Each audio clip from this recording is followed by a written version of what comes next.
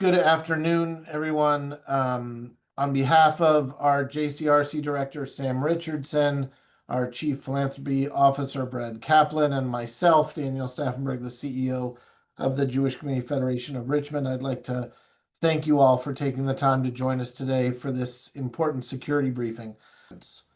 Our community's safety and security has been and will always be our Federation's top priority.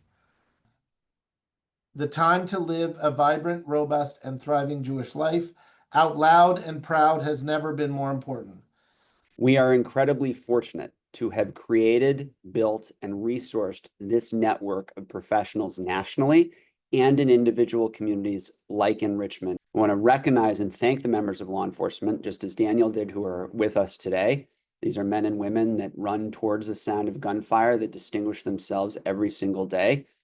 It is vitally important that as a community that under a heightened threat level, as we are, as a Jewish community, that we are standing with them and supporting them. We know from the relationships in Richmond and across the state that we can expect the same should we be impacted. And while we cannot always prevent hate from striking, we can choose how do we prepare and respond.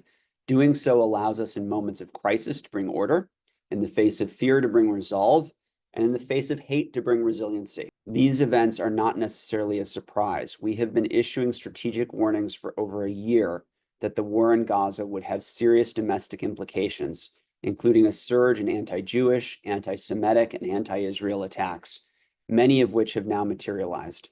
Groups such as the Students for Justice in Palestine, Within Our Lifetime, Unity of Fields, and online propaganda hubs such as the emerging ISNAD network consistently amplify messaging aligned with Hamas, Hezbollah, Al-Qaeda, ISIS, and Iranian-backed information operations. They are encouraging action. My grandmother used to have a phrase, when people tell you who they are, listen and respond. This is not the time to shrink from our Jewish lives. It is the time to redouble our efforts. I know that there is fear. Some of you may not have been to a synagogue or an agency or stopped by the J in the last little while. Now is the time to do so. These agencies are working hard. There is dynamic, vibrant, interesting program throughout, and we encourage you to step in.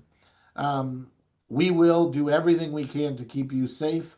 We will do everything we can to welcome you with open arms, to care for each other as we have for the last 90 years as a federation, and for sure for the last 612 days. We need you, and we cannot let those who would ask us and want us to shrink from our Jewish lives to win.